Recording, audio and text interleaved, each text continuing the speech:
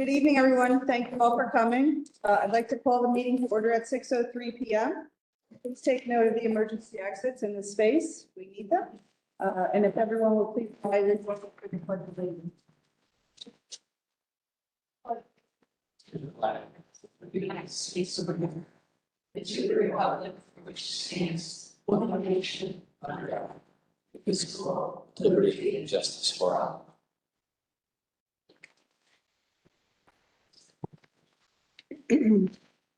Gillard, Here.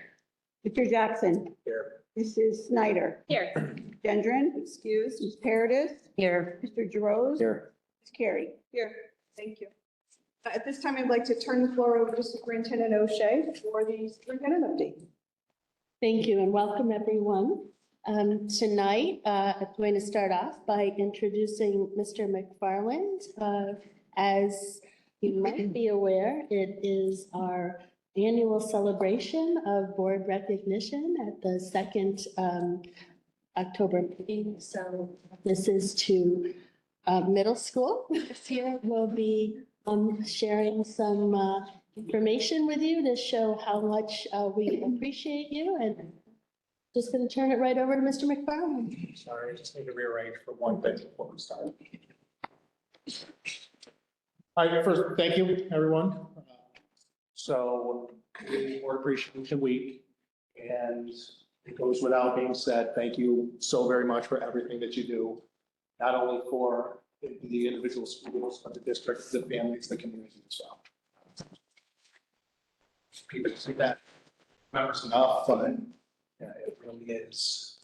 You played such a vital role, so it works. Okay, so we have some things for you. We got some music, and you gotta have some good music. So we have some students here tonight to present to you some things that we came up with here at the middle school to show our appreciation and their appreciation.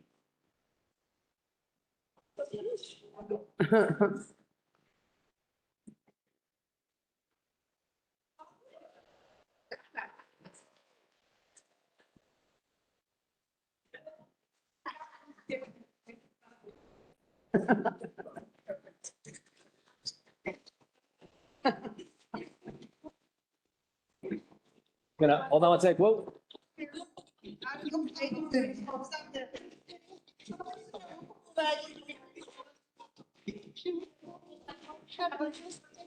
Talk about that more later.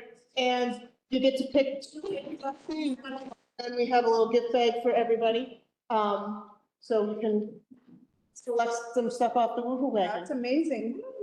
If you want us to, the student council students actually came up with the idea. They said, can we put some more like adult stuff on it? We do have ring pops and stuff in the back that we can pull back out if you want some ring pops. But we did put some more, adult, some seltzers and some more stuff on that. So just like the students, you can only pick two. Two. But the woohoo wagon looks better. Bubble. Yeah, where's the bubble gun?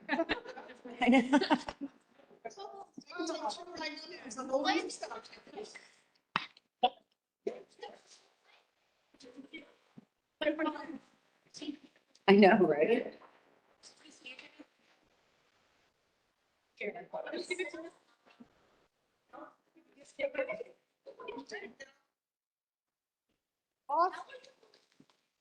Pick up, find the person who's got your bag.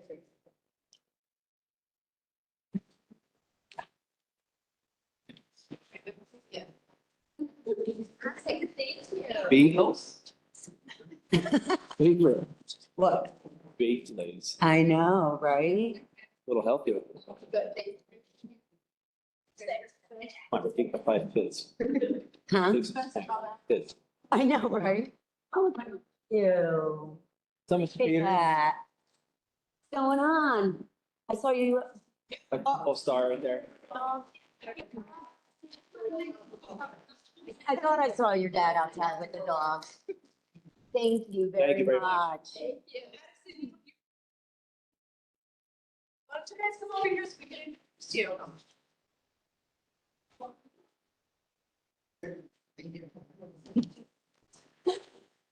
Great job, guys. Really well He plays pop one football. Yes, First year. yeah. I saw him one. So these are some of the students that are on our student council that, they were the ones again that said, wait a minute, we have some other ideas that we'll talk to you about, but they were the ones that said, no, let's please bring them back. If you would, introduce yourself. Great. I'm Madison, I'm in 8th grade. I got it. I'm Jasmine, I'm in 6th grade. Hi, Jackson. I'm Izzy and I'm in 6th grade. Hi, Iz. I'm Brianna and I'm in 6th grade. I'm Naomi and I'm in 6th grade. Hey. Thank you. Thank you.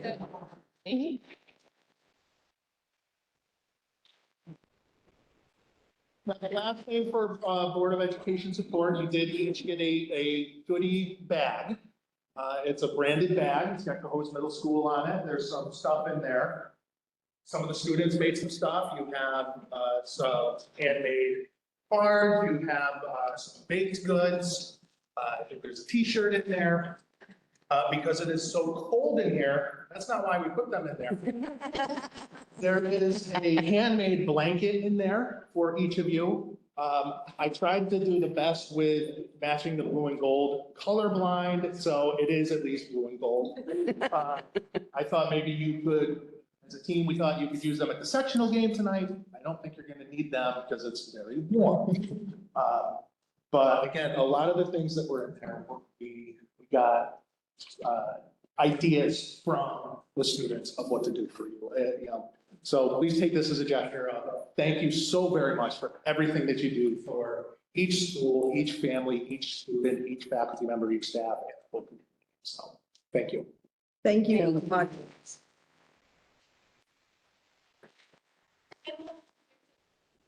here from Mr. Quinn and Ms. Duff's class, they worked on that, so it's just thank you for holding us all together. Oh, it's glue. That was Can great. you turn it a little bit so the rest of, do you mind? Oh, nice. Thank you. Thank you so much. Okay. All right, so I get to keep the remote. I don't know how that happened. Let me just do a little intro and then we'll do that. So, first of all, thank you very much. And on behalf of all the administration and staff and me and all of us up here, thank you for everything you do and the countless hours that you volunteer. So middle school students have a proposal for a new club, and I just want to go over the process. And many of you are probably familiar with this because you might have seen some high school students up here a few years ago. But the first club is proposed. It runs as a volunteer club with volunteer advisors. There has to be at least 20 students who are interested in the club for this to run. There's a proposal and then a presentation to the board with the understanding that it could possibly be considered at the end of the year as part of the budget process, depending upon continued interest, outcomes, the overall budget process. So that being said, So this is actually a good lead in to what you'll be seeing in a little bit when we get to our BLT plan about more opportunities for students. But this is a student-driven idea, student-driven club. We have 3 students and a staff member that will talk about their idea for this. Again, this is all created by them. Right? So what I want you to do is use your good student voices. And introduce who you are in your grade level, and then we'll start, okay? So we'll start over here. Hello, my name is Eve Roebuck, and I'm an 8th grader, and I'm the president of the Mixed Media Club. Hello, my name is Andrea Johnson, I'm the secretary.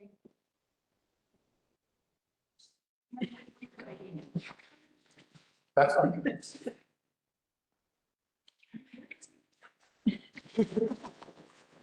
My name is Izzy and I'm a member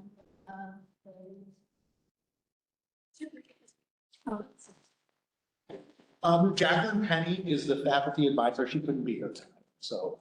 Patty? I am Ms. Kelly, I am Olivia Kelly, and I am an assistant substitute at the middle school. I would be an assistant helping out with the club with Mrs. Penny. So So Mixed Media Club is for students who don't feel like they can't freely speak about their interests in movies, arts, literature, all this stuff. So the Mixed Media Club aims to be that space where students can speak freely as long as it is school appropriate. Because, yes, there's nothing appropriate should be there.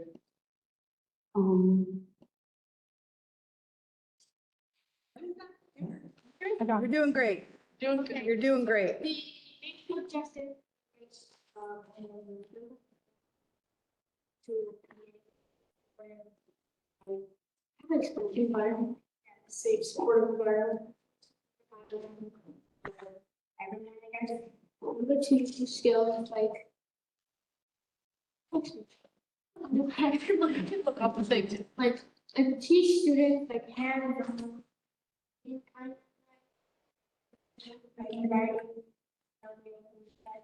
And number three, future, is to like expose students to like something like. Film major at college, maybe working on film sets in the future, have different career paths.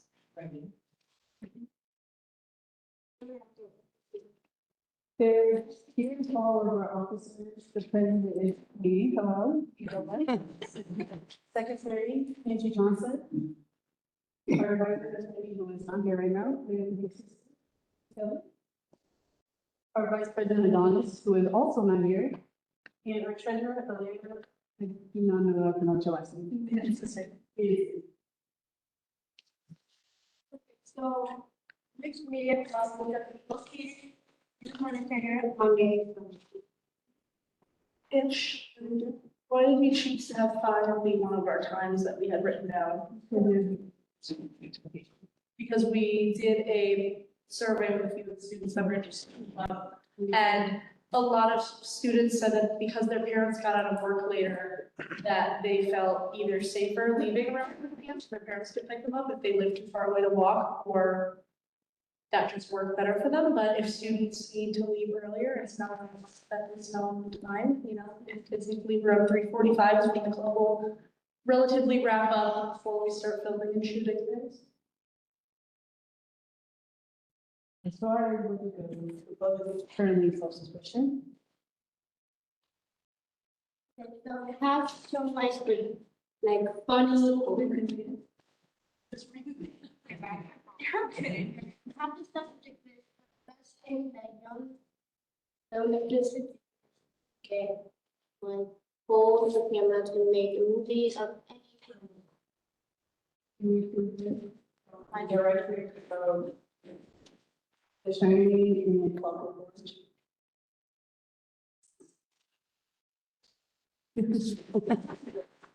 Bless you. So that's it for the presentation.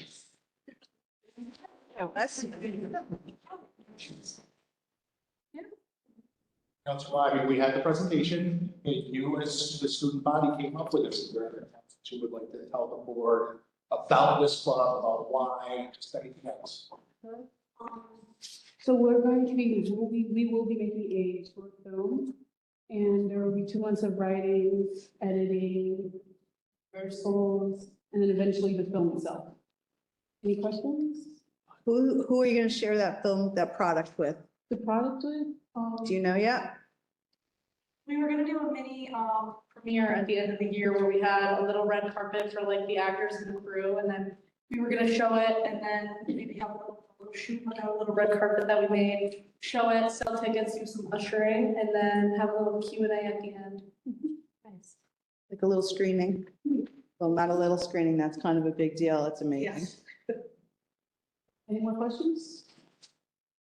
Board, anybody else have questions? Good job. I think it's a great idea. You guys are really looking at things that are happening right now and getting kids interested younger. And I think it's a wonderful thought. And I think that, you know, can't wait to see what your final product is, and happy to hear maybe down the road what you guys think. Thank you. Really well prepared, well thought out. all the little nooks and crannies. You did a nice job getting all your data to present to us. Well done. Maybe we'll send some grown-ups to you sometime. Good job, ladies. Thank you. Thank you.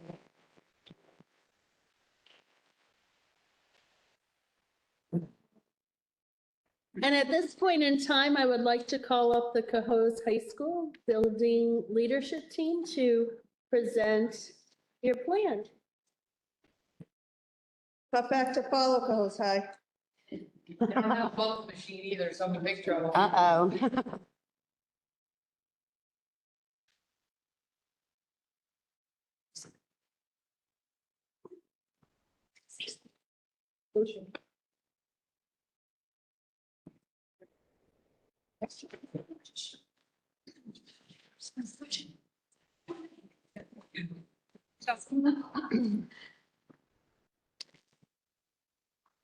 We're probably afraid it's gonna be. They're probably, Be careful of that table leg right in front of you. huh? Either way. All right, so I'm going to turn this over to Principal Laura Tarlow, who is going to start off her team. Great, thank you for having us tonight. Excited to share our building leadership team plan with you. In front of you, I have shared just who are the members of our team. And at the high school, what we've done, because we're a little bit bigger, we don't have teams necessarily, we've aligned members with different departments to try to improve communication and make sure if members in the school community had questions or concerns, that they kind of had a point person to go to, that they could bring their concerns to the team. Jenny Hoteling is at sectional soccer tonight, so I apologize. She couldn't be here. We have a sick member, Karen Dollard, who couldn't be here tonight either, so I do apologize about that. I'm going to keep it brief. I'm just going to introduce everybody here in a second. We'll go through and say who we are. I guess if I could just preface this with the purpose of our presentation tonight, obviously, is to share the plan with you. But also just philosophically, we've really worked hard on continuing to pinpoint what are important areas of opportunity and growth that we need to focus on, and then continuing them through year by year. I think there was a philosophy many years ago that every year we need to be working on some different things and changing things.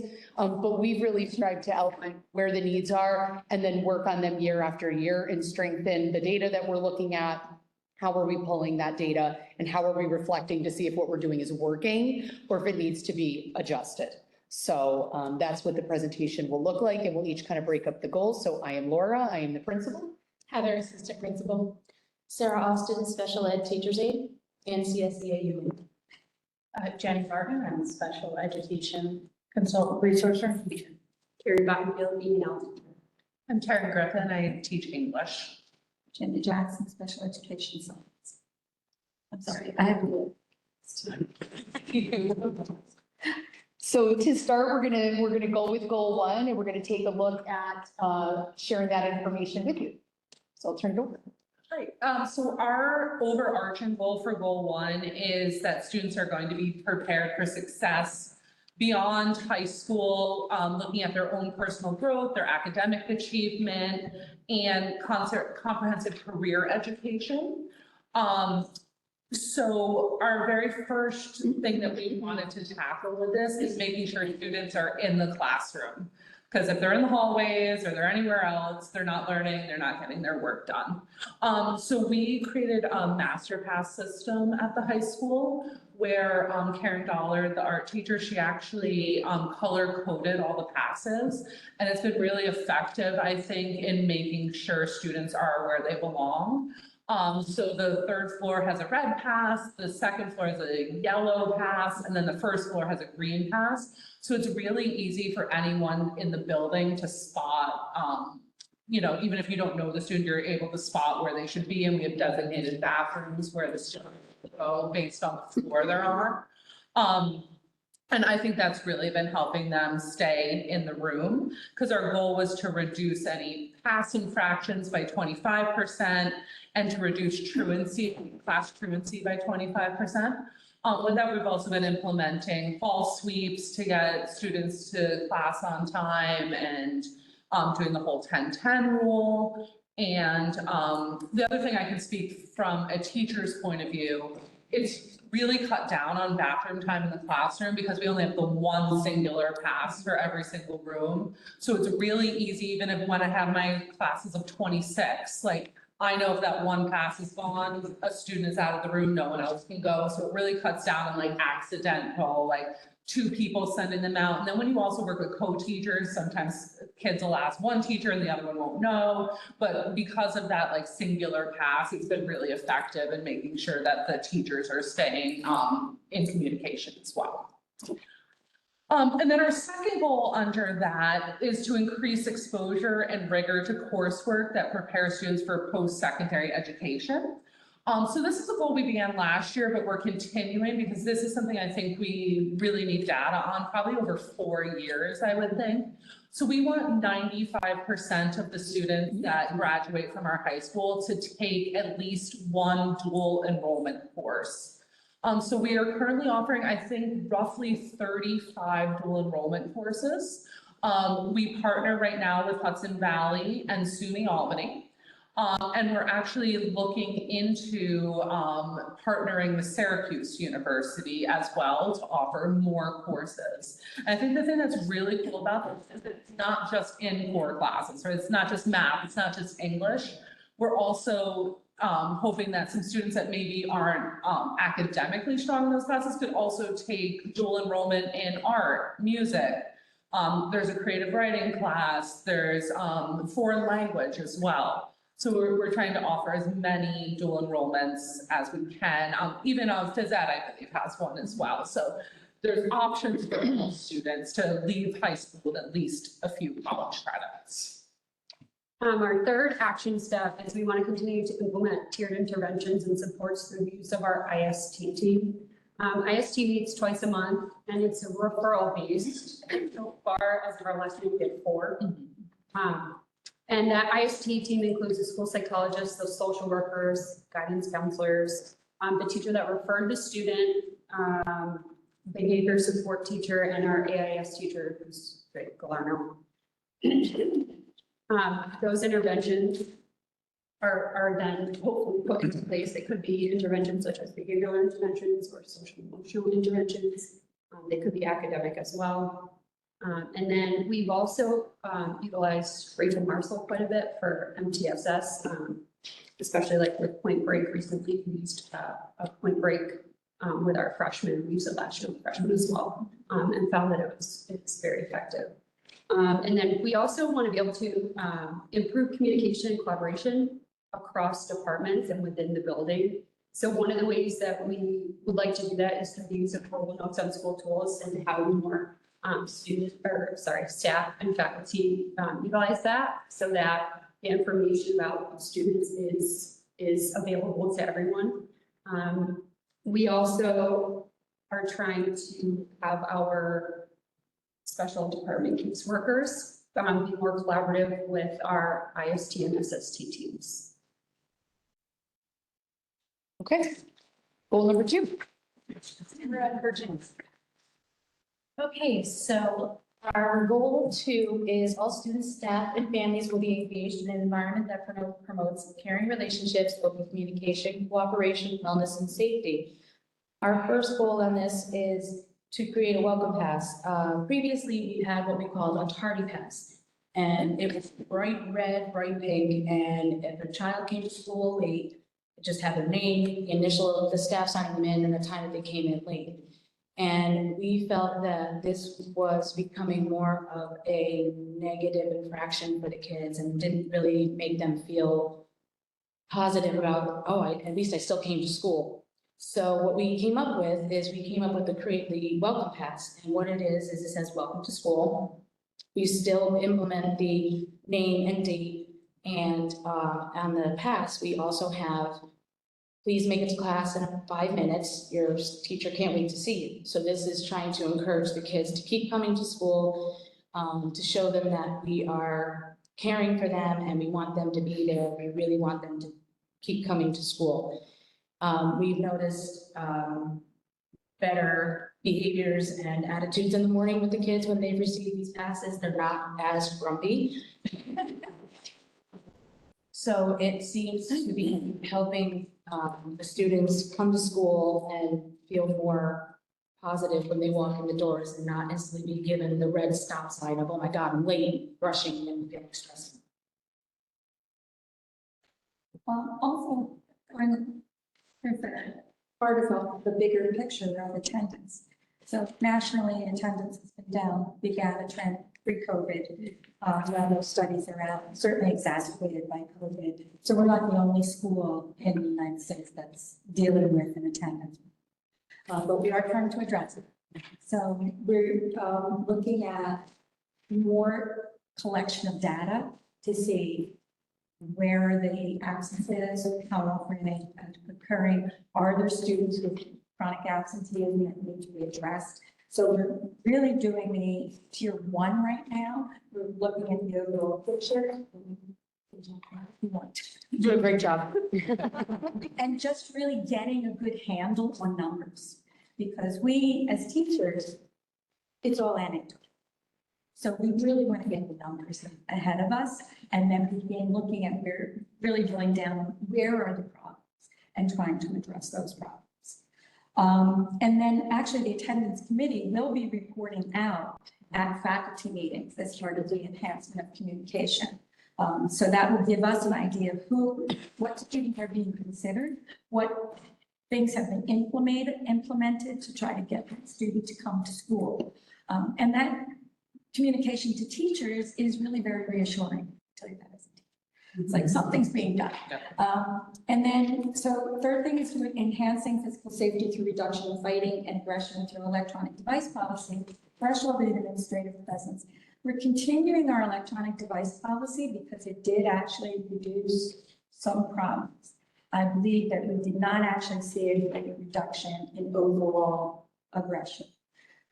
But we can't just abandon something. We need to be with it, strengthen it, continue to collect data, and also consider, that we need to strengthen this by making sure that implementation is universal across the board. And that's what we're looking at right now. Again, continuing, we're not going to shy away from the data. So it's like, we want to get this. The students, by and large, when there's consistency applied, they work with us on this and they will in fact comply. But consistency is really important because they're very clear, call you out. System. Yeah. That's our check all the time. Prioritize the presence of P2, the Positivity Project in the classroom and its effectiveness to address cyber safety and reduce bullying. So that's the focus this year. There is a committee on P2 that meets, and we've just added an alarming number of 11 students, freshman Trent. And we're going to Calling them Paw Patrol. The best we have. First Big People, Little People meeting coming up, and we'll see how that goes. And our kids are pretty opinionated, so you can hear their opinions. It's fun. We do have a greater buy-in this year from the faculty. Positivity is being implemented more in the classrooms, and I think the students can attest to that. And then again, it's going to be, what are we going to look at? Referral data, positive reinforcement. There's positive tickets that we can give out to the kids where they might get. And it's, again, we did begin this. We want to continue it because we feel like it's not a done deal. We still need to work on some of this. Do you want to do substance abuse? So our last action step on this goal is addressing substance abuse and use through the implementation of a school-wide research-based program, explore possible programs or speakers to support students living in a home with substance abuse or use. And what we're looking into doing is looking into guest speakers that would come to our school and not only address the substance abuse issue with students, but also address it with students that live within a home that have substance abuse issues.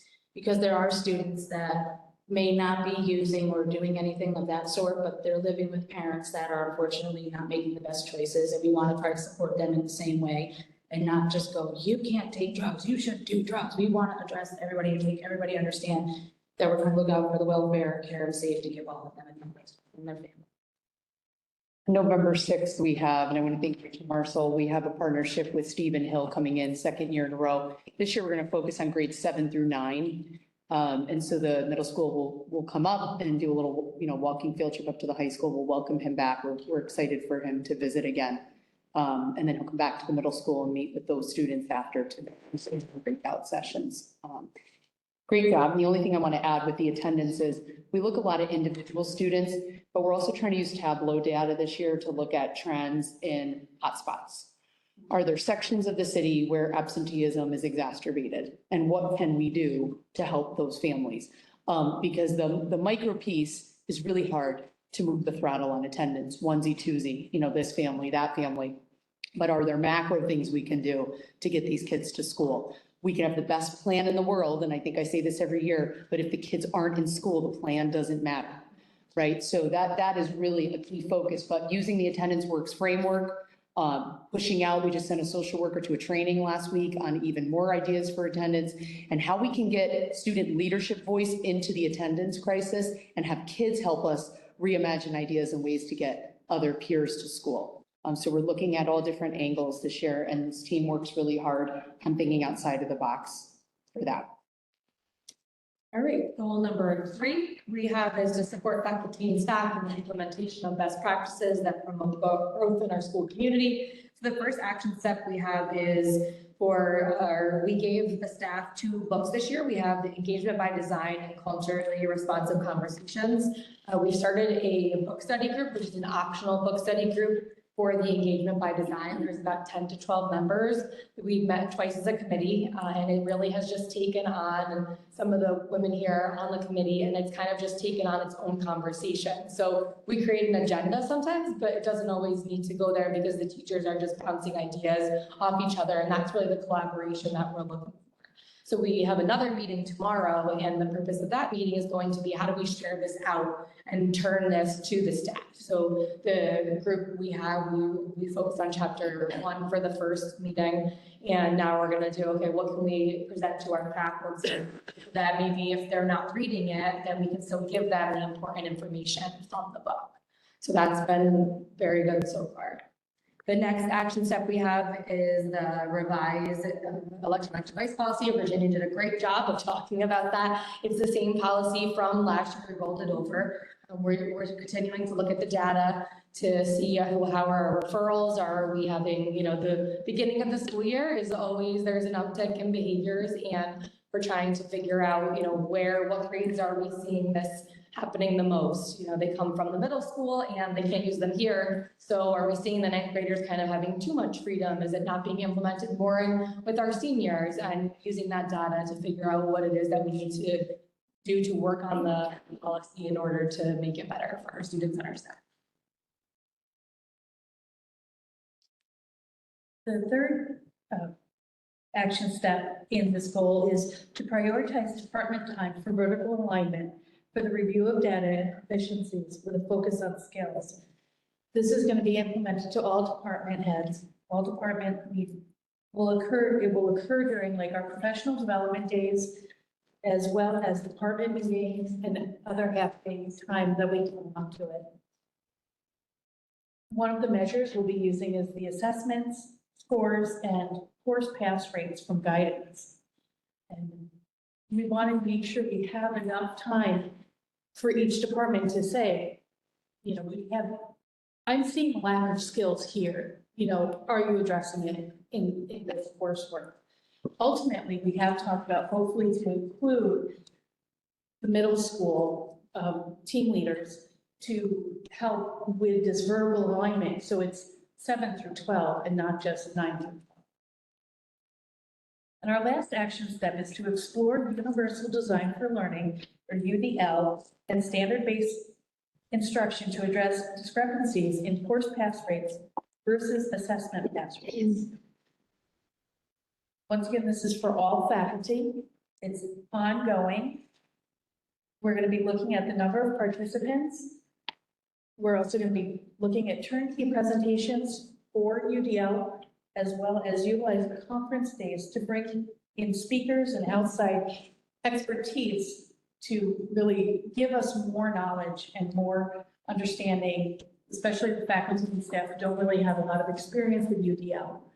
And having that step in for all students to experience and step into the lesson and really build on their learning, as well as becoming an advocate for themselves and learning to really embrace the topic, even if they don't quite like it. There's a way to really engage them into this. And this is in progress goal, and hopefully we'll have more data for you. And over the summer, we had sat down and we looked at, we showed the BLT over our summer meetings. We looked at the course pass rates, and then compared it to the region pass rate. So how do we lessen the gap, right? If we have a high percentage of pass rate in the course, but not in the exam, what is it that we have to do to make those closer together? SUNY Albany's doing a lot of good work in the area of UDL.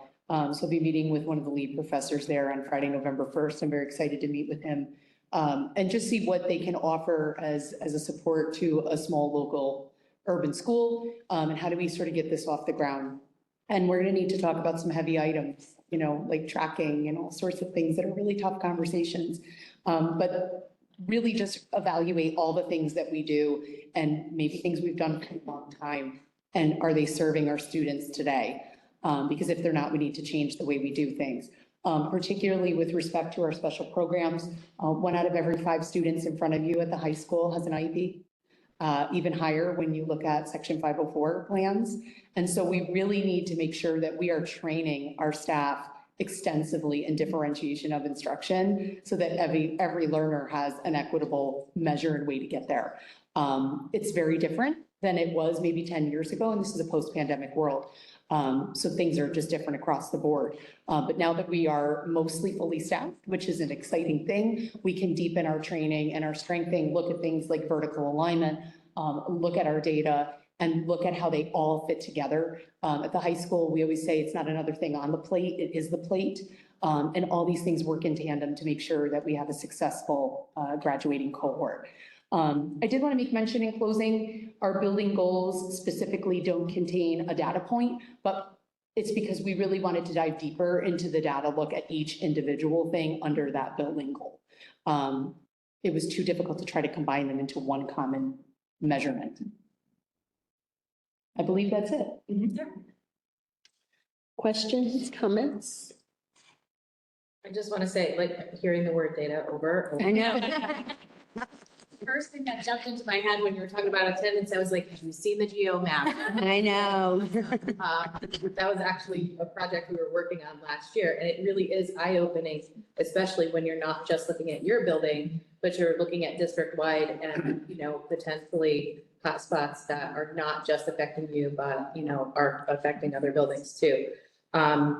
I fully support the idea of not having to reinvent the wheel every year. I think that you guys did a lot of work, and that was very clear to us a few years back, in digging into finding out, like, what are your base problems, and just changing, you know, what your focus is that year to still support that. I mean, that's how you achieve success. So really proud of you guys for doing that. Some of it is seemingly simple, like, you know, your whole pass thing and your morning tardy, seemingly a simple thing, but you have to have buy-in in order for that to be successful. And it sounds like you guys have been able to lead your teams to get to that place. And, you know, it's just being creative and thinking about the whole child and thinking about, you know, what's going to work in your environment. But having that buy-in is huge. And as leaders of your building getting there, I just want to applaud you for doing that. I think the work again is so impressive, right? It's so varied. I think it's important for this body to be reminded that you have dived into the nooks and crannies, right? Everything is so unique and from all the spectrums, all possible places, right, in your world you're looking at and as ways to support and improve. So we're grateful for that. Thank you. Laura, Heather, team, thank you so much for your leadership. Great presentation. Thank you. Thank you.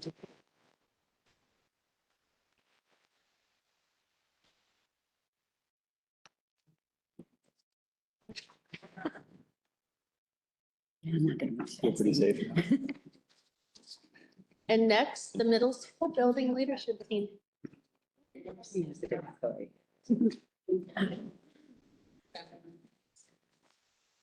Yeah.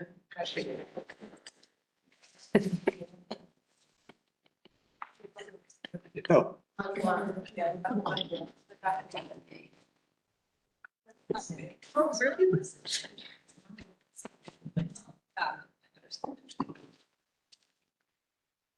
All right, unfortunately, Johnny Dunn didn't make it tonight. His wife is sick.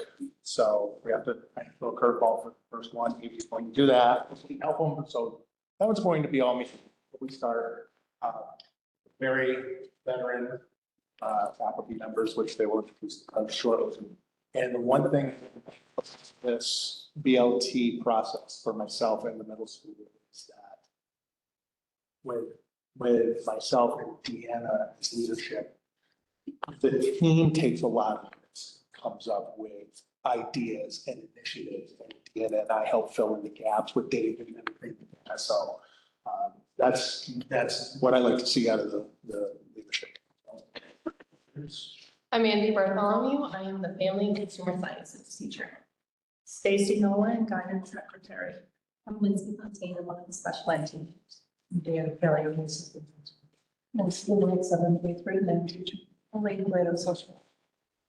All right, McFarland principal. So we have 4 goals, and we'll talk about why 4 when we get to the 4th.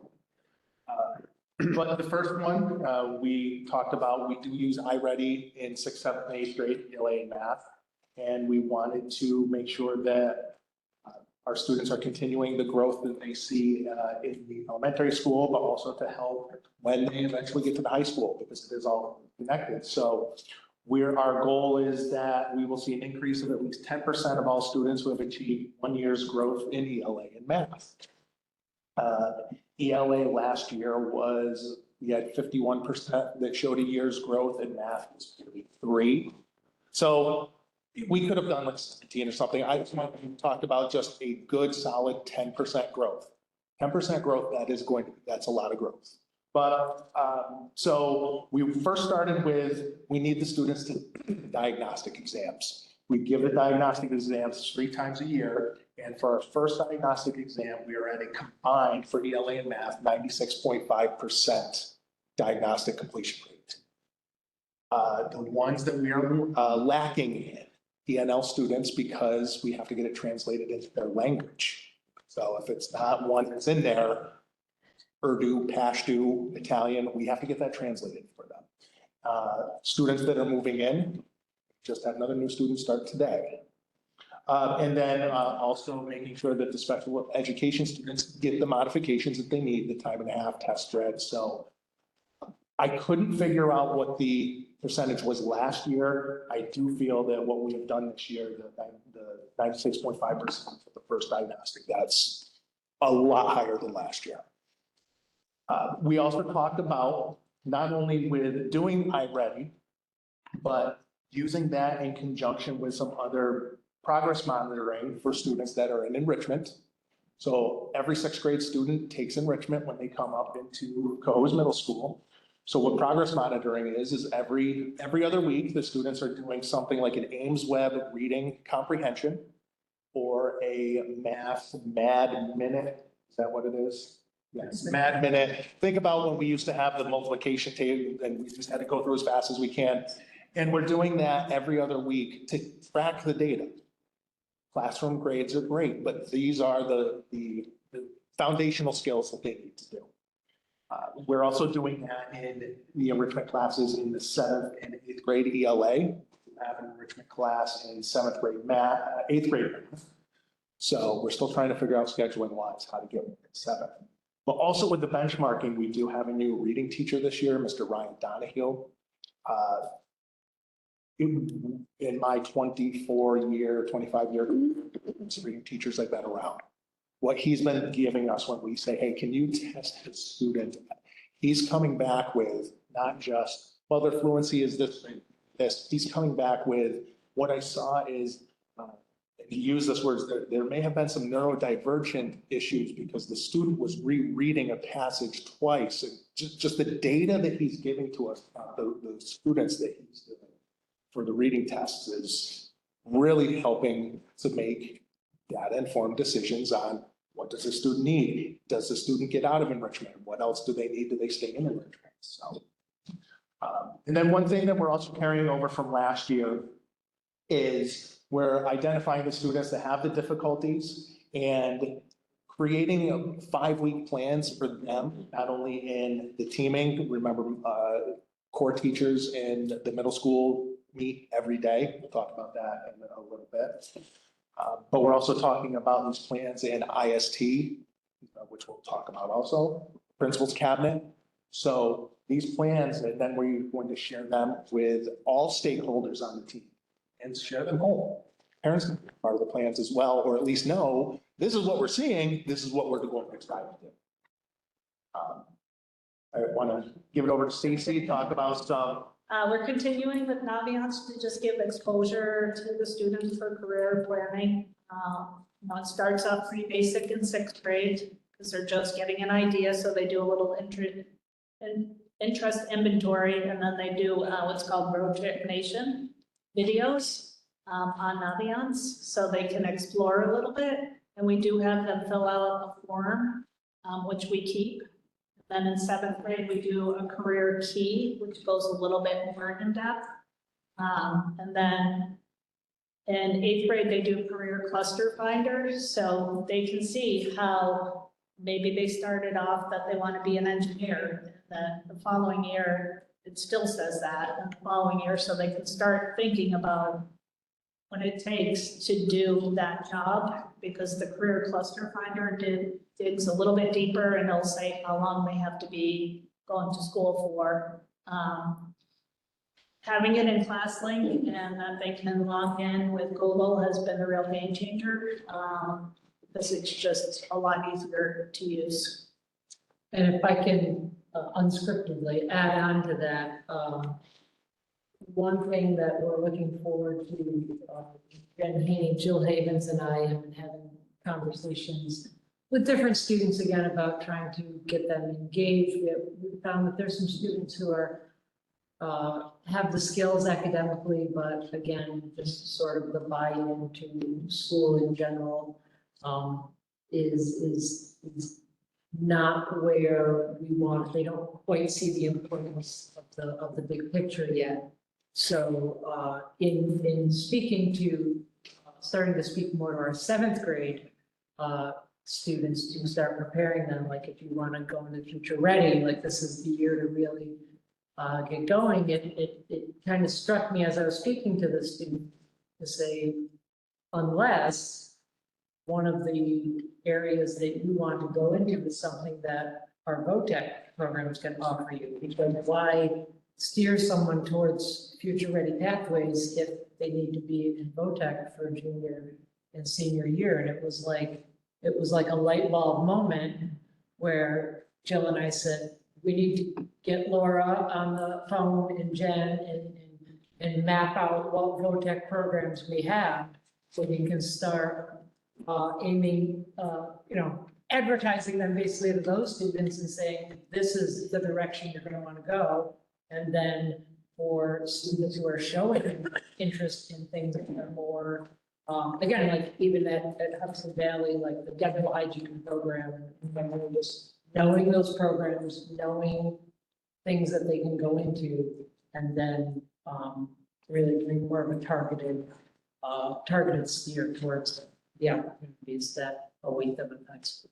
And I know that Lori and Blaine really emphasize not just grades, but being in school attendance, which goes back to that. So like having them buy into everything around is definitely helpful.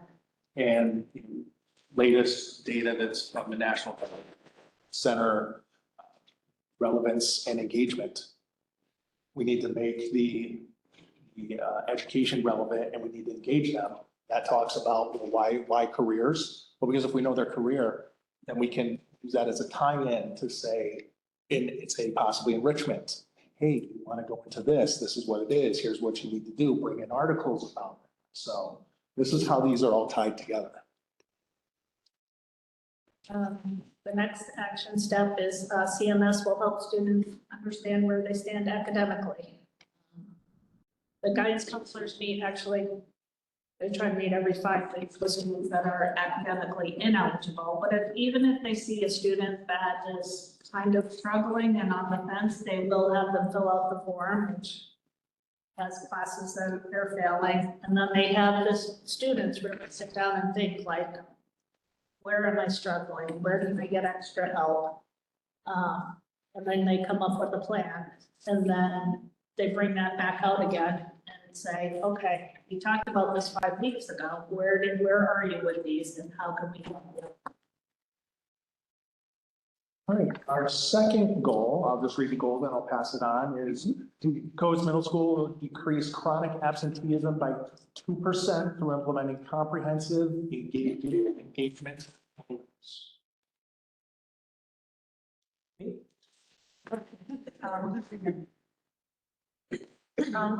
So a couple of things that are, well, obviously very important for students to have a sense of belonging.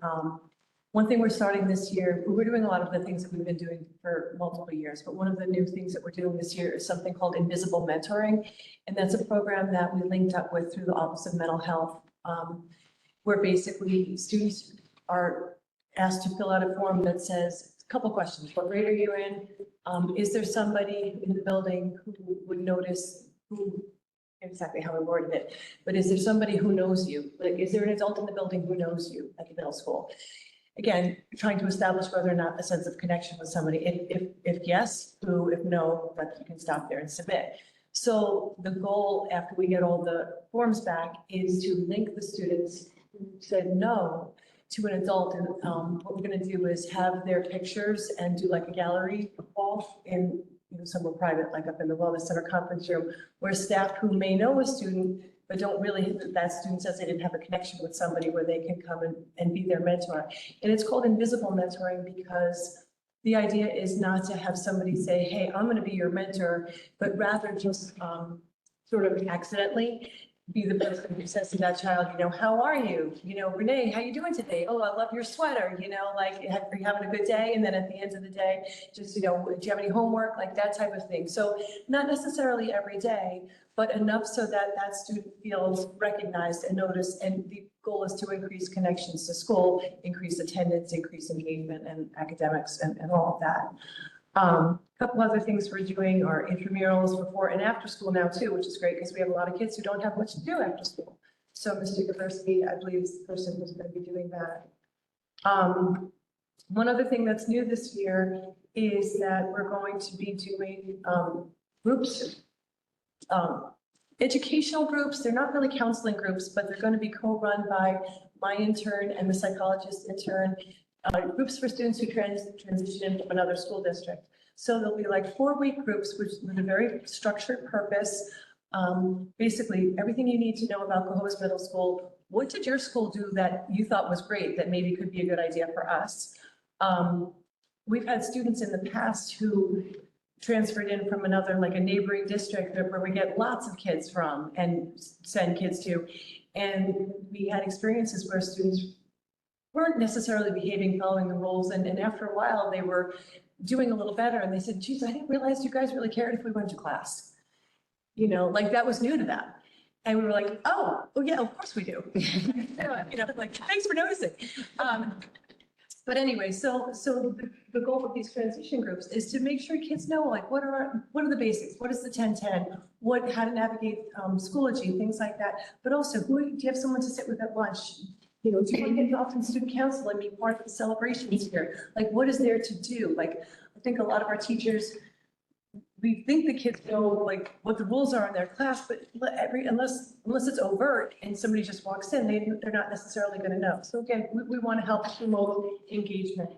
And we're going to continue doing some of the other things like Second Step, which I think you guys know what Second Step is. And yes, that's a good. We're going to continue PBI celebrations every 5 weeks. We just had one last Friday. Picture of it right there. Oh no, that was from health class. No one else. All right, not health class. They got, if they were eligible, they were passing all of their classes but one. Good attendance, what was it, 95% attendance? 95% or better. So they could only miss like 1 day, 1 to 2 days of school, and no disciplinary drills. And they got to go outside, we had freezy pops, and they got to hang out with their friends during quiet study and color on the sidewalks with chalk. They had fun, they were doing like long jumping and whatever they were doing out there. We're gonna continue doing the Woo Way. We decided to keep it first period the whole entire year. So if anybody is free between like 8, 10 and 9 o'clock in the morning, Ms. O'Shea came and did it. It was a blast. And the kids just love it. And we decided to keep it first period because then we're able to eventually get to every single kid. So it's like looking for like finding that reason why everybody gets to pick 2 things off the woo-hoo wagon.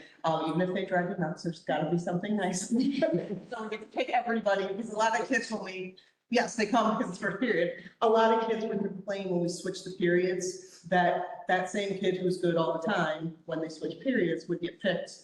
I'm never gonna get picked because that kid's gonna get picked. So we're like, well, we do it all at the same time, then everybody eventually will get picked. And we're doing student of the week every week down by the library, or not library, the cafeteria. There's a little corner cabinet. We got the pictures of this week's students of the week, and I've been posting them on Schoology. And then to support staff, we're doing monthly breakfasts put on by the departments. We're just bringing like little treat or something so we can get together in the faculty room and kind of see people that I'm up on the 3rd floor. I never see anybody. And we're doing staff of the week gets posted every week. You may have seen our new Faculty and staff, we've got our parking spots, one out back here and one in the front, and students, parents, anybody that can see Cohoes Middle School Schoology is able to vote for staff of the week, and they have to write a comment about who they're picking. And some of the comments, and we give, Ms. Bartholomew does a certificate for the person who won the thing, who puts all the comments that the kids wrote on it, and it's been really special. Well, yes, we put all the names in a wheel, and I spin a wheel, and whoever comes up on the wheel gets the parking spot, so. The staff really loves it. They're like, said all these nice things about me. It's great. So we're open, really good. So it's fun. And that talks about chronic absenteeism for a couple of reasons. We're engaging programs. We did talk about clubs, a new club that the students wanted to do.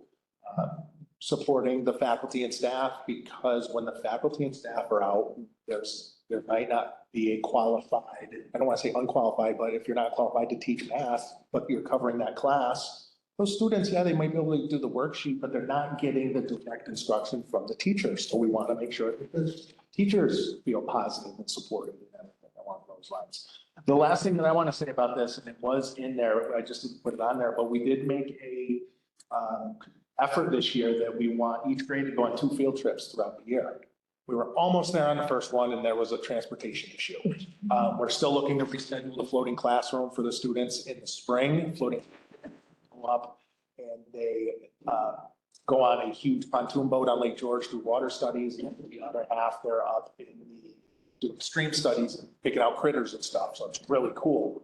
So we're still looking to redo that, but even a field trip such as for this Monday, I believe, 6th grade students will take a walking field trip to the Connect Center. Unfortunately, a lot of students don't know where the Connect Center is. They don't know the resources. They have a whole recording and audio video studio in there. That's where we do esports. So even just taking them, walking them up and over there, 2 hours, they get to see it, they get to, like, that's going to be big for a lot of them. So we're going to start with 6th grade, we'll go to 7th and 8th grade. So we want to get them back out to engage in things. Our 3rd goal, by the end of the 24-25 school year, we will achieve a 10% increase in the number of students maintaining academic eligibility. Academic eligibility is you can only be failing 1 class through the implementation of engaging cross-curricular learning that enhances writing skills and mastery of key vocabulary terms. So one of our action steps is that the warm up or the do now class has, or a few times a week, have an SEL component. So some classes, for example, last week, we're asking, like, what emotion did you bring to class today? It's not necessarily, but it gets the kids to see, gets thinking, and it kind of gives you a little bit of a feeling of the student you have in front of you. Because you have someone who's giving you a one-word answer or saying angry, not talking to you, or IDK. You know, you're getting a kid who's really not engaged right now. It's actually, in some of the classes I've seen, the kids are doing because it's not always academically based. If you put something up and it's like, please write blah, blah, blah about this data point, and they may not necessarily jump right into it, but someone wrote, Ms. Robert put, list your 3 favorite candies and explain, or list, and we're using those key words. And the kids are learning the words explain or list or describe, but they don't know they're necessarily doing it because you're talking about how. So it's just getting them to understand those vocabulary words in a little creative way. So it's working, you know, to our benefit. It's incorporating those keywords. Another thing is all content teachers are now going to be writing teachers. And a way that we're incorporating that is a lot of our students struggle with writing in general. And sometimes it's scary. I'm in 7th grade now, and some of the stuff you really need to help them have a structure. So in one of the science classes I'm in, Mr. Clark, he's our science teacher, he does CER, you have to explain evidence and then the reason why it's like that and explain your, you know, thinking. And just reiterating that, yes, you're in science class, it's not ELA, but you have to explain why you're feeling that way. You have to explain why you hypothesize that. And it could be something as simple as you already know the answer, but you have to give me a reason. I'm with Mr. Skeets during the day, and the same thing, when there's a word problem, he says you have to write me a sentence back. You can't just give me 4. And I love it because a kid will raise their hand, say the answer's 4, and they'll say 4 what? And they'll say 4 votes. Like, nope, that's not it. Give me the whole sentence. And he makes them write the entire sentence and will not give them credit if they don't do it. So it's really just getting kids to write. Spelling's improving, vocabulary's improving, they're all using tools now. And with that, but it's really to jump back to previous things. When you're applying to a job, someone's gonna look at your cover letter and just move it to the side because it's not formatted. You know, sometimes they don't know how to address an envelope.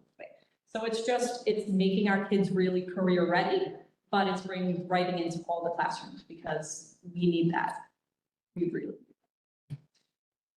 And with the writing, it was Melissa said this summer when we were talking about it, we were talking about how do we get students to write more? And I remember Melissa said they're answering a math question, but they don't know what they're answering. They're just putting 16. And I think you said 16, but what are you answering? And they couldn't answer it. So really the idea is the area is 16. And how we rolled this out was, I said, I was a science teacher.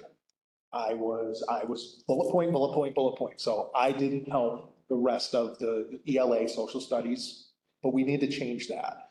And it wasn't please gosh, no, don't have me do grammar and commas and everything, but it was get them to write just in one full sentence. The area is 16. The products of photosynthesis are. And that's helping because now it's consistent in all the classes. So. One of the last ones that we have, semester goals. We're very close to launching a Google form where the students will fill out and start to make their own SMART goal. Now, this is where this ties into some other things. One of the things that Elaine does with Second Step is we're having all teachers now use the Second Step vocabulary in their classroom. They've already talked about SMART goals. They're talking about vague, I think was a vocabulary term this week. So we want the students to be able to, how can you create a goal? And it can be something as simple as, I want to pass all my classes. It can be something more complex, but we want them to see the power of the goal. And again, it goes back to, we're going to create this. We're going to figure out a way to get it merged and share it home. Because I think the family should see, this is the goal that your child wanted to accomplish for the first semester. And so it's getting them to see, and that talks about the eligibility and key vocabulary terms, list, describe, discuss. It is, sometimes it's eye-opening when you ask a student, what do those words mean? And they can't tell you. So now we're starting to use those in more areas. So we did 4 goals this year because this summer, well, our 4th goal is Cohoes Middle School will implement and evaluate new instructional support team procedures, resulting in increase in efficient resource allocation and equitable support for supporting students. We had teachers come to us at the end of last year that really supports the IST process, but recognized that it needed to change. It needed to be more data-driven. It needed to be more inclusive of all teachers in the grade level. And we had combined 96 hours of professional development for those members this summer to recreate our IST plan. If I can hop in for a second for that, I think the most important part of that was, again, it was open to different grade levels, different subject levels, special areas, people who wanted to be in it, and a team came together and they did not need Kyle or I to come up and start any sort of meeting. In fact, when we walked into the meeting, I would do the, I know I'm not gonna talk, I'm just gonna, I promise I'm just gonna sit here. And they were on it, they divided up their roles, they created something over the summer, I think that again, we've been trying to get revamped for a solid 10 years here. And they reinvigorated the whole process. And so along with IST, they created the format, they created the form, they created data, they created tier 1 interventions. They went online and found, you know, if you have a student that is experiencing this, there's a sheet, click on the link. That's what the student is experiencing. Yes, click here for tier 1 interventions. They spelled all of this out, which is now leading toward more in-depth conversations in team meetings that are talking about, all right, so now this is what the student is experiencing. Now we have to get some data. Now data can be as simple as how many minutes are they missing from your class day? You can track that. It could be an ABC chart, which is antecedent, behavior, consequence. But consequence doesn't mean negative. It's what happened from the behavior. More and more teachers are now doing this, and I think more importantly, they're embracing it because it's giving us student data to make changes to help the student be successful in classes. We also put in a team structure, so the teams meet every day in middle school, but what we talked about, some special ed teachers said, we just really want to have them take this time to sit with them so we can talk about the curriculum, what's coming up and interaction. So we set a weekly calendar for what the teams will do on Mondays, Tuesdays, Wednesdays, Thursdays, Fridays with their input. And it has made the team meetings more efficient. They're more efficient now. It's more concise because now it's like, no, on Monday and Wednesday, they meet with their special ed teachers. On Tuesday, it's ISTs. On Thursdays, it's administrative guidance. And on Friday, we call it Follow-Up Friday, which is share the notes with the team members. So everyone sees them and comment and hears whether, because sometimes like the art teacher or Andy doesn't have a team time. So she has to rely on someone talking to her or going into the digital document. So, and the last thing that we did is within the administrative staff, myself, and Jill, is we clarified what each of our roles are, knowing we do everything. But it was, if I have a question, if I have a question about a TA's schedule, who do I go to? Because last year it was, well, they talk to me and I give them an answer, second period, okay, yeah, we know, but. It's 0. No, stop, it wouldn't be wrong. But then they would go to D, third period, and ask the same question because the team didn't have a chance to communicate. Then D would give them her answer because we just didn't have time to communicate, like, here's why we did it, here's the decision. So this year we came up with a list. If you have this question, this is who it goes to. There were growing pains in the beginning where somebody would ask myself, Deanna or Jill a question, we'd be like, I can answer that for you, but you need to go see this person about it. And it's really started to now have more streamlined. Here's who you go to, you get the answer efficiently.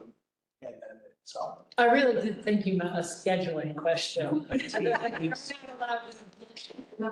Well, because sometimes it could be, can I have this body to assist in this class? And I would be like, no, you don't get to sneak over and try to steal the TA by asking Kyle, because I've already looked at the class list and we've decided exactly why that person needs to be.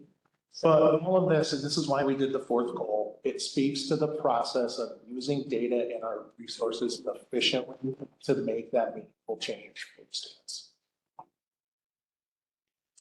Thank you. Questions, comments? I think just hearing part engagement over and over is something that's probably not going to go away at this age level. I think it's something that's really important. Having the students take ownership of how they're learning and why they're learning, and maybe even thinking about, the what's next, I think is really great. Listen, you put PBIS in there. You said that there's a list of qualifications in order to do so. Is that the same every quarter? Okay, so there's nothing, so if a kid. It starts too, so. There's no improvement, but you still have to be a 95 average, no attendance, no discipline, regardless. Within those minutes. So if they didn't get to do the first one, they can definitely work. They can get it together. And and we definitely were looking a little bit at the attendance piece too, because, we found with this one, again, you can't just take the number, and it was our first growing pain one.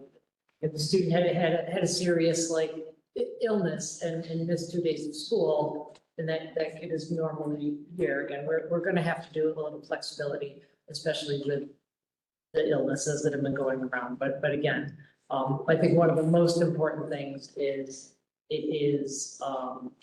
especially if it's like discipline referrals, like you may have had a rough start, but then again, we're like at 5 weeks, like you start again. And it's not, you can't have any discipline referrals. It's fewer than 10 behavior points, which again, could be 4 or 5 discipline referrals. So it's never you got a referral and you're done. And it's not even you have 4 referrals and you're done, or you got suspended and you're done. It is, all right, we're gonna start again next 5 weeks. Let's work towards this for you. And again, it's constantly working. We'll look at the 5-week goal and kids will say, oh, I didn't really realize that, I was failing this class because of, it also ties into our plans. And when we go over kids, why are you on the ineligible report? Had a conversation with a student today who just said, I don't know, when I get home, I just want to go on my phone and zone out. And we kind of laughed when we were talking. It's like, but you know that I know your teachers don't really give a lot of homework. So if you were in class more, instead of trying to escape class, because you just want to get out, then you wouldn't have, that would be your grade. And they're like, ah. And then I said, Mrs. Benoit, when you were struggling in math, that if you go and talk to her, she'll help you. If we look a couple of weeks before and you're starting to fall behind, we can help you catch up on that. And she was like, oh. And I'm like, yeah, you can still zone out on your phone. I get it. But let us help you with some strategies. I think my point is just if we're trying to promote inclusivity and we're trying to promote engagement, there should be some consideration for a student who is improving and doing better and maybe doesn't show up doing the right things all the time, maybe hasn't and has that history of never doing the right things, but working towards some type of a recognition, for making better choices, not always the right choice, but making better choices can help support that. I mean, listen, I'm not in your building, I don't run your building, just, that's an option, so. I'll say though, as somebody that like is really invested in the Woo Wagon and Student of the Week, those are the first people being nominated. If you had a good week with a student, that's the first person that's coming in your mind. That's a lot of times what I see with those nominations and who's being picked. Yeah, and that's a weekly thing. I just want to point out I love the staff recognition with the students putting their feedback. There's no better motivator than that. So kudos on that. I think I remember somebody, I think Danny Gibson got it once, and I think it was. He was almost. They said that about me? You guys all know. I do want to add too that we had a student come and advocate, to me. He said, I would like you to add another one. And he said, I would like you to have one for the cafeteria workers and the custodians. And I said, but honey, I said, no, I said, they are included. I said, they are included. He said, no, but I still want them to have their own separate. So the secretary, because I would like the secretaries, the custodians, and the cafeteria workers to have their own staff of the week. And I said, I think that's a good idea, and let's come back and think of what their, what you have to help me think of what like their prizes can be. I said, your job is to go interview them and find out what sort of extra rewards they would like. And so he's supposed to get back to me. That kid's gonna be a great boss someday. So, middle school team, thank you so much for your presentation and your leadership. Thank you. Really? Yeah. Oh, Sorry. sorry, I thought. I usually don't, but You kind of have to read.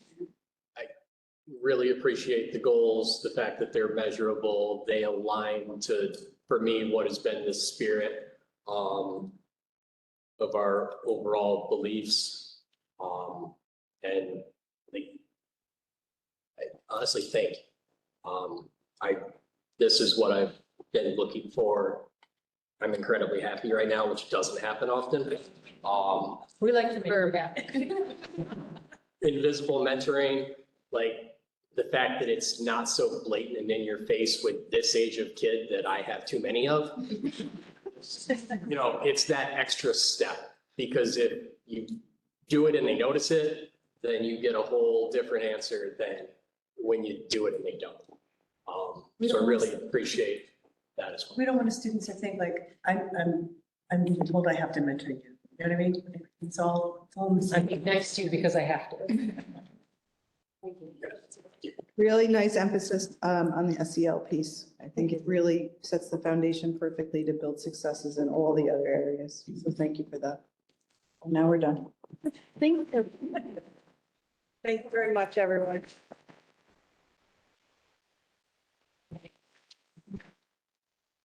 And Stacy? I just have, audit committee meets, August.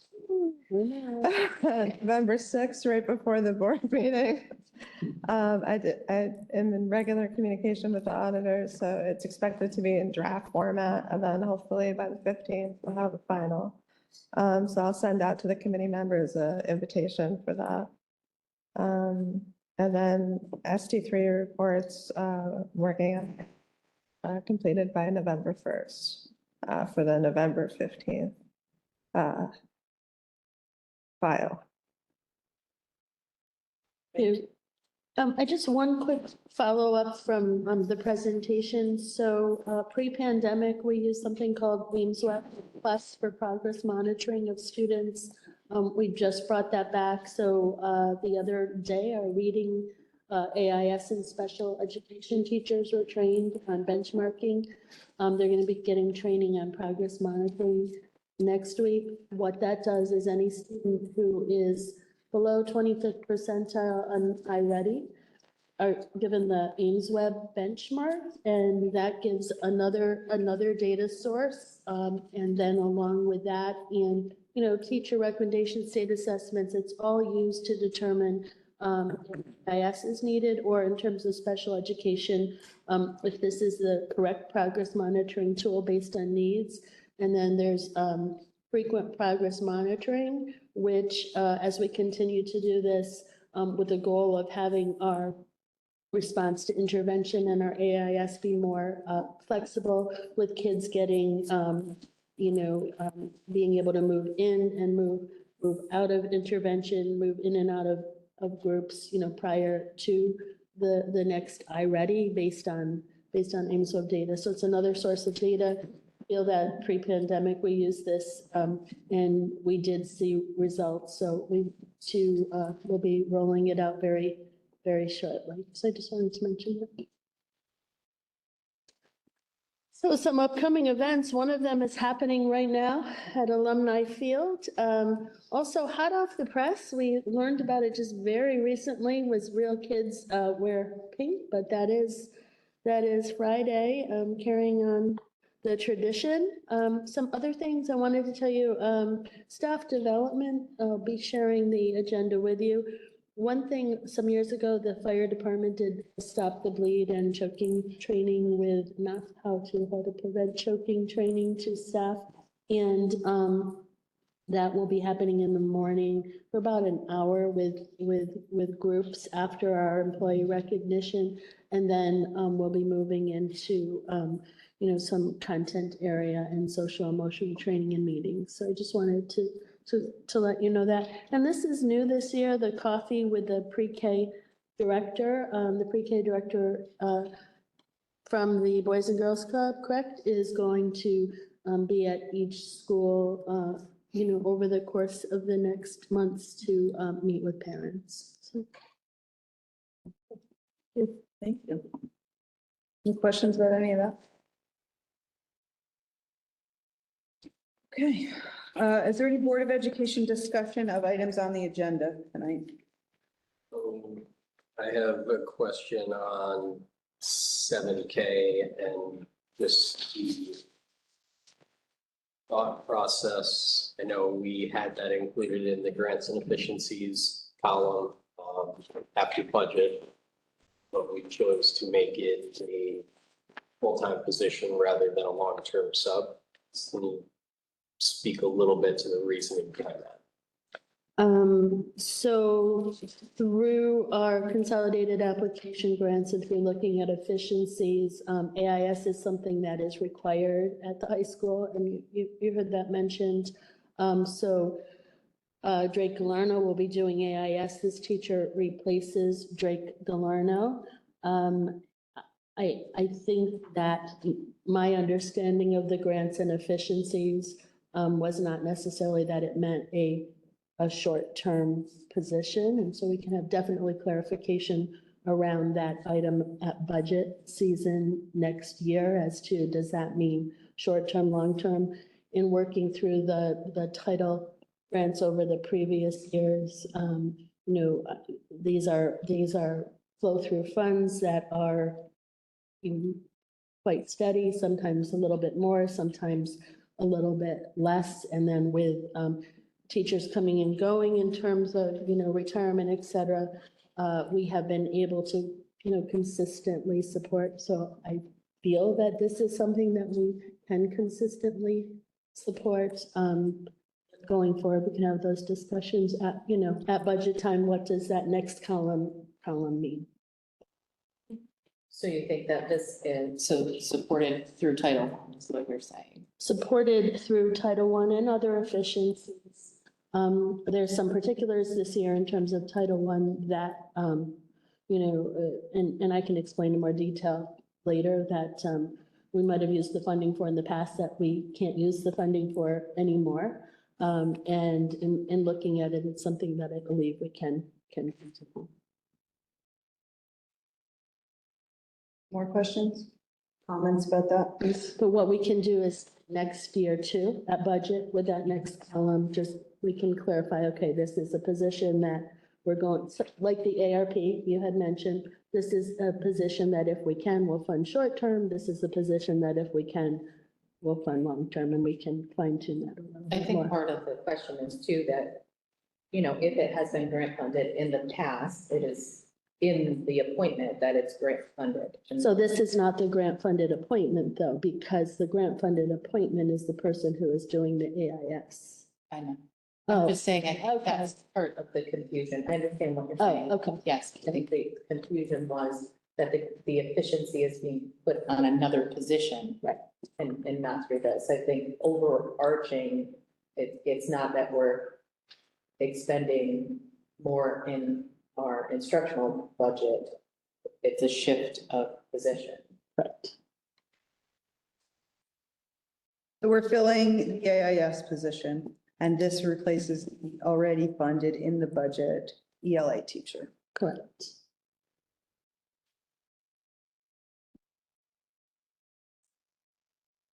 Other questions? Any community discussion of agenda items tonight? Hi, Erin. I just want to tell you all, in light of the information that we're getting from school this evening, that item 6E on the agenda is renewal of our contract with the Department of Winter and safety-wide transition services for our students as the high school district. And data-wise, I wanted to let you know that because of the way the various kind of sneaky ways you could really still earn over with the state. We had several students that were able to get a local diploma because they took and passed the classes leading to the 4 Regents exams, took the Regents exams, did not get what would be a passing score on it, but they earned CDOS credentials. A couple of them through CTE, but several of them working with the art people to get their CDOS credential, and the CDOS credential was the panacea for them. They got to graduate with their, so their work with us is very fruitful. That seems like an appropriate return on investment. Yeah. Very. Kelly? Well, on agenda items, say personally, on behalf of the CBA, that, I can't even put into words, I want to say how upset and disappointed we are that we're going to be losing Mary Rumsey as a part of our community, but she deserves that more than we're I mean, I'm not even sure that anyone can quite understand all that is going to be left there, because I can say that when I've never had the privilege of having their system, but I want to say that solid 10 or so years when Mr. Martinelli and I were working with Mr. Perry late into the case. Had to do Charlotte Danielson with the training, like 14 days in a row of studying for the exam. And all of a sudden, Mary came walking in with chicken Caesar salad and said, "This was nice. What are you doing?" And Mark said, "Oh, Mary gets dinner." And Mary served us all dinner and had it already, and I was like, and I have consistently seen that from Mary every day, all the time. No one actually does beyond in her job, which is probably one of the more thankless jobs in the world, but Mary takes care of all of us and shields all of us, and I wish you super health and happiness, and I hope that you have nothing but relaxation. You can still bring but again, I personally miss you, and again, we thought we had one more time,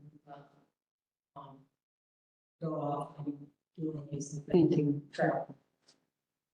Don't expect. Thank you. Thank you.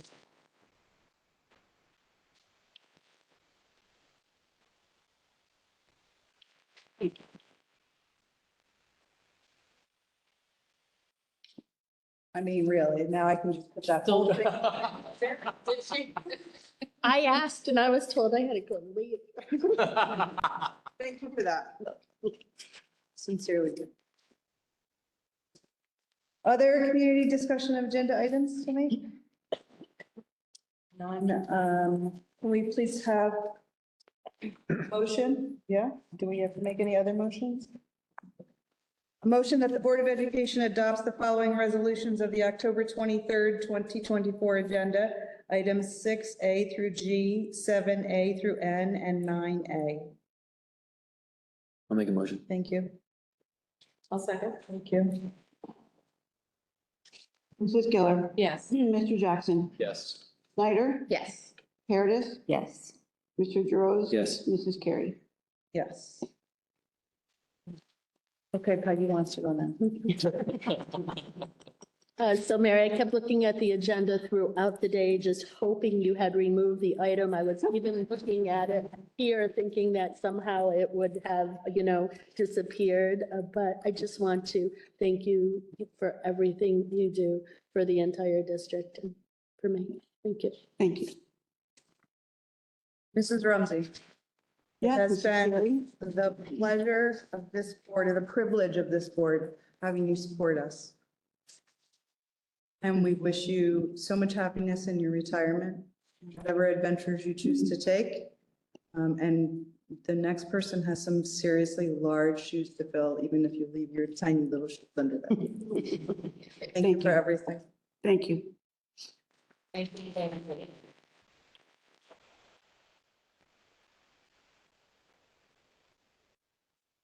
Okay, well, that was awful. Comments from board members on anything not on the agenda tonight? I just wanted to mention that we received a very heartfelt thank you from one of our veterans about the flag outside the middle school. And so just wanted you to know that it has not gone unnoticed and it was very appreciated. And the timeliness couldn't have been better. And so thank you very much for, doing whatever you could to make sure that that happens. Yes, thank you. Questions, statements, comments from the audience tonight, and anything not agenda related? Mrs. DeChiro. Jackie Chair, 114 Washington Avenue. I was gonna say at the last ever meeting, but I didn't. So I wanted to make sure I took the opportunity to say thank you as a community member to the board, to Ms. O'Shea, for the, on my field. As a student, graduate of 87, spent 4 years at the high school, could never imagine playing soccer on a field like that, like we have right now. I really wish that was earlier, so my 12 children could have been on that field. But I want to say thank you to you publicly. I also want to make sure I say thank you to Chair Funo, who I do feel that I did sit in several meetings throughout the course of the planning and everything else. And there were times where, because of budget overruns, or looking at the budget, there was conversation times of, do we really need the turf? Can we just do the lights? Can we just do the lights and not do the turf? And Jeff and Ms. O'Shea were very strong in saying, no, this is something that the community voted on, and this is something that we want to give to our community. And I just want to say thank you so much for doing that. I think that even though it's not even completed yet, I think we can see what it's going to do for our community, the pride that our community is going to have. And that facility is, I don't think you can't put it in words. My son's going to graduate this year, so I'm so happy that he was able to play in it for final football season. So I got a little piece of it, but it doesn't matter because as a community member, I know the benefit that it's going to give to so many of our students, and not just the athletes, to our community as a whole, what that has brought to us. So I want to say thank you publicly for that. I also want to mention to Laura and her staff, to the CTA members of the high school. I thought that the homecoming week was absolutely phenomenal. I thought it was phenomenal attended by the staff. How many staff members were there who contributed, who showed up for those kids at every single event played that week was absolutely amazing. And our see it. They know they're there and they should care about them. And so, our high school students that we fought. So I just think that whole thing was just a sort of pride as a parent. I was very, very thankful for the whole thing. So thank you very much. Thank you very much. No other comments tonight? It was a great one to end on. Thank you very much. Okay. Dates for future meetings are November 6th and December 11th here at the middle school library, both at 6 PM. And at this time, can I have a motion to enter into executive session at 7:37 to discuss matters leading to the appointment, employment, promotion, demotion, discipline, suspension, dismissal, or removal of a particular person or corporation? I'll make a motion. Thank you. I'll second it. Thank you. Mrs. Giller. Yeah. Mr. Jackson. Yes. Mrs. Snyder. Yes. Ms. Paredes. Yes. Mr. DeRose. Yes. Mrs. Carey. Yes. Thank you very much everyone, for coming. We don't expect to reconvene in public session for 2 adjourns.